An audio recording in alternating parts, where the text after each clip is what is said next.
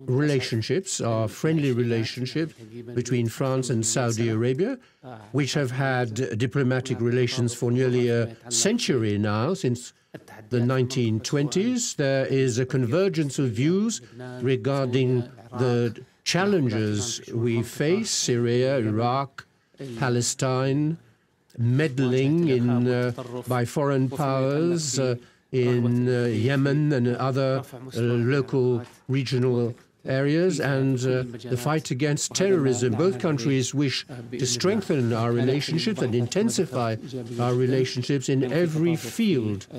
So we've had a very positive discussions, and we appreciate France's position regarding the launching of a ballistic missile against Riyadh by the Houthis in Yemen, and we also appreciate France's support for the stability of Lebanon and Syria, and also the position of France, which seeks to find a solution to the problem in Yemen in line with the United Nations resolution. Once again, Mr. Minister, you are welcome in our country. We are friends of France. We are a friendly country. We will be working together in the months and the years to come to strengthen our relationships and to find solutions to the challenges we are facing.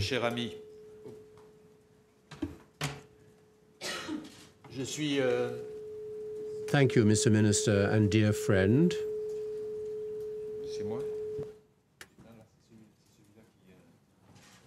Ça va? Là, ça va, ça va. Je suis très heureux I am de me delighted to be aujourd'hui en here Arabie Saoudite. in Saudi Arabia today. Again, I say again, to be again, this is my second visit as Minister of Foreign Affairs and my 8th visit as a minister, because I had previous opportunities, several other opportunities, to come to Saudi Arabia as Minister of Defense. This visit is part of our long-standing partnership, which is a solid partnership, and a partnership we are determined to continue to see progress. During the audiences granted to me by His Majesty the King and His Highness the Crown Prince, and during the substantial discussions I've just had with my friend and colleague Attal Joubert, we have identified a large number of points of convergence regarding the main issues and regarding our vision of the future. We have discussed Lebanon. I repeated France's concern that this country should remain stable, should preserve its sovereignty, that it should be sheltered from external meddling, and that the communities that form part of the country should be respected. And we want to coordinate our actions in order to contribute to a return to normalcy, and which we hope will occur as quickly as possible following the resignation of Prime Minister Hariri. We have discussed the humanitarian situation in Yemen and the measures to be taken to ensure that international aid reaches the population of Yemen as quickly as possible. They really need urgent aid.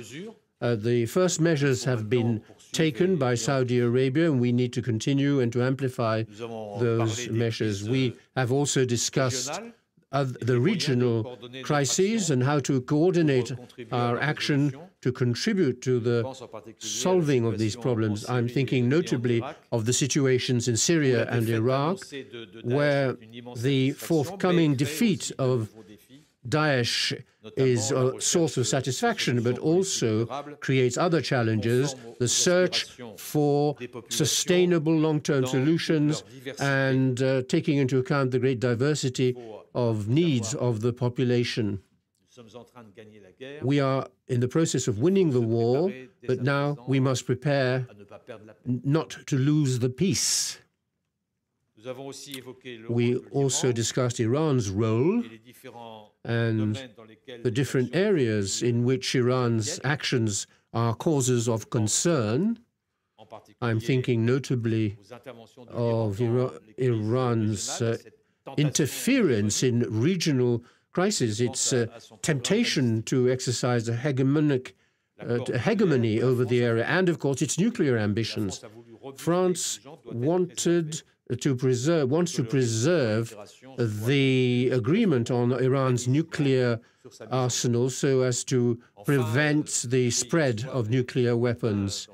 And yesterday evening and this morning, we jointly agreed on a method that will allow France to provide support the ambitious reforms of economic reforms, the 2030 economic reforms of Saudi Arabia, and we will be strengthening our partnership in this area, and both countries will be working together to achieve the objectives that have been defined at the beginning of next year, when the Crown Prince will be visiting France on a state. Thank you for your welcome, dear Joubert. It's a great pleasure to be here with you today.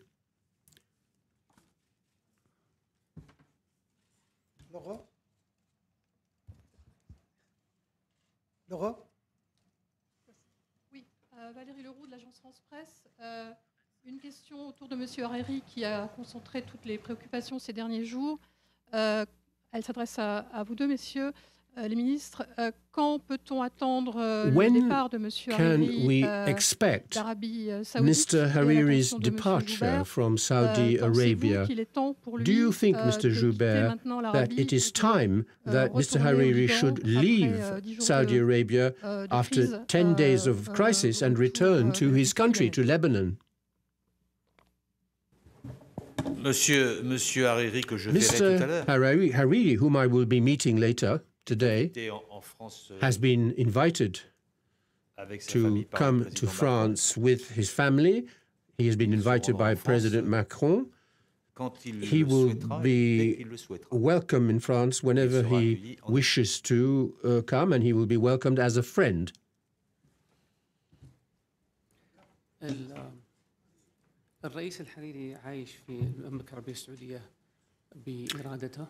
Prime Minister Hariri is currently living in Saudi Arabia.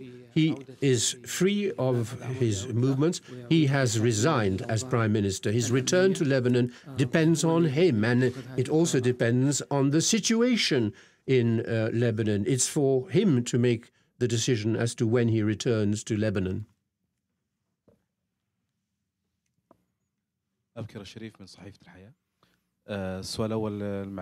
This is a question by Al Hayat, a newspaper, a question for Mr. Al Joubert.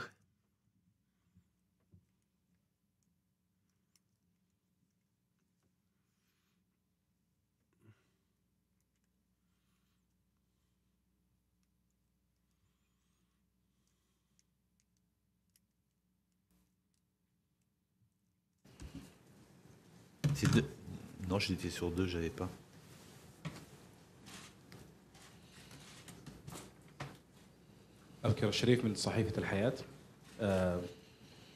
So, a question from the newspaper Al Hayat for Mr. Joubert.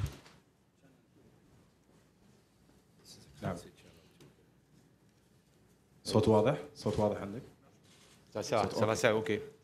السؤال الأول لمعالي الوزير. My first question is for Mr. Al Joubert. حدثت أنباء عن دعوة لاجتماع المعارضة السورية هنا في المملكة الشهر القادم.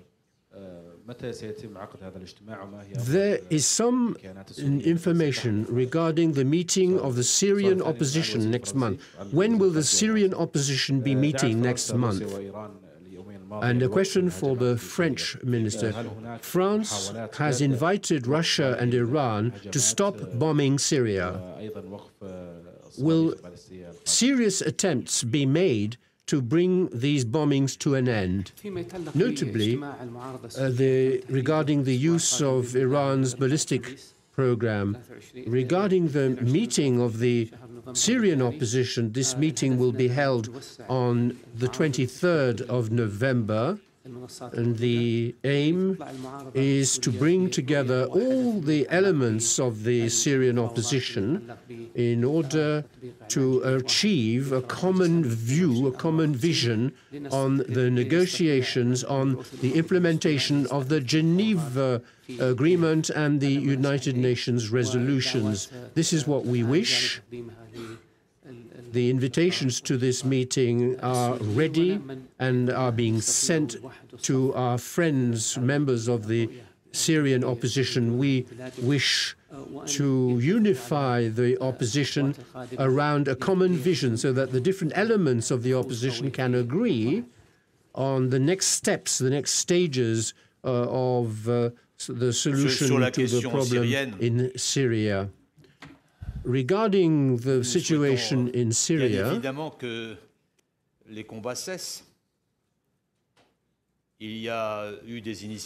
initiatives have been taken in Astana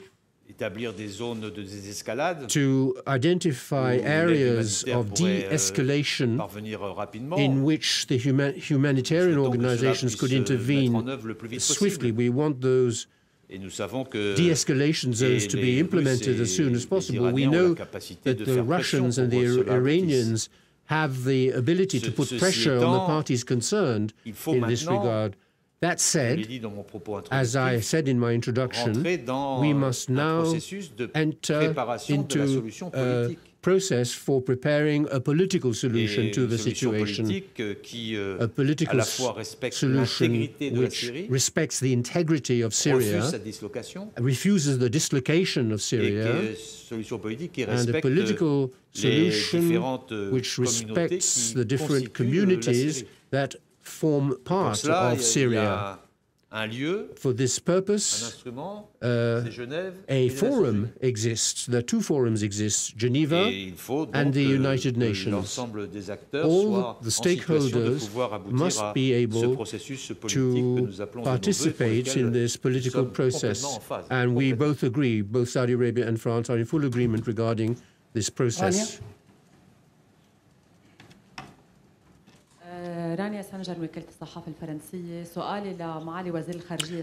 Agence France Presse. My question is for Mr. Al-Jubeir. Yesterday, the Lebanese president, President Aoun, accused Saudi Arabia of aggressing, of attacking Lebanon. What's your response? These allegations are unfounded, baseless. The Prime Minister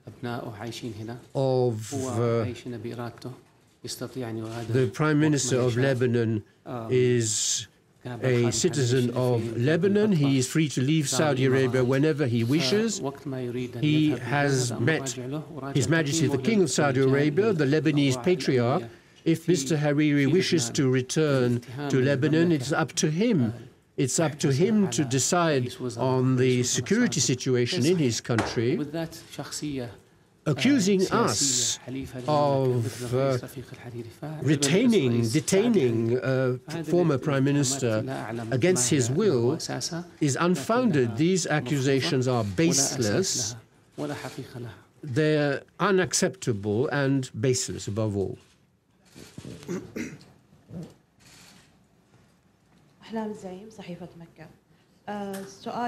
The Mecca newspaper now.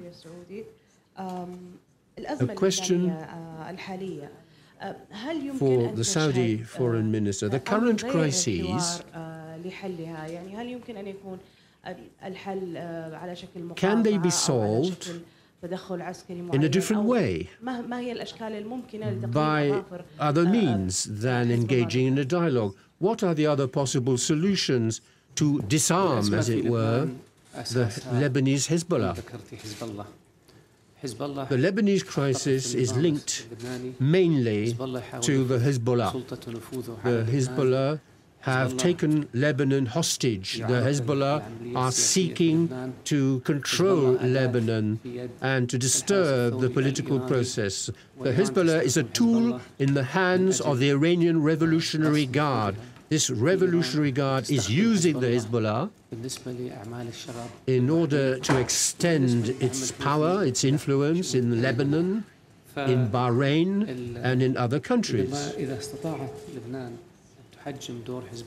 If Lebanon succeeds in reducing the influence of Hezbollah, then Lebanon will be much better for it.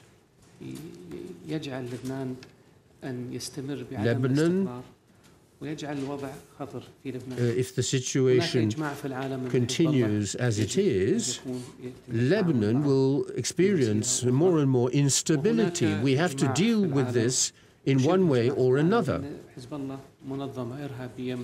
There is a consensus of opinion on a global level, on a worldwide level. Hezbollah is considered as a terrorist organization. This organization must respect the sovereignty of Lebanon and the Taif agreements and must disarm. It must give up its weapons and must not act outside the authority of the government of Lebanon. In the past, Hezbollah could justify, we talked about the use of weapons for resistance, but this resistance has nothing to do with fighting side by side with the Houthis in Yemen. These are negative actions which destabilize the region at the service of the interests of Iran. The Secretary General of Hezbollah has confirmed that the bread we eat, the clothes we wear, we receive from Iran. That is the main reason why Lebanon is a problem, and this problem has existed for years. The question now, the issue now, is to find a solution, to find a means of solving this problem. This attempt must be done by all parties who love Lebanon by putting in place the steps that will enable Lebanon to recover its sovereignty and its stability. Thank you.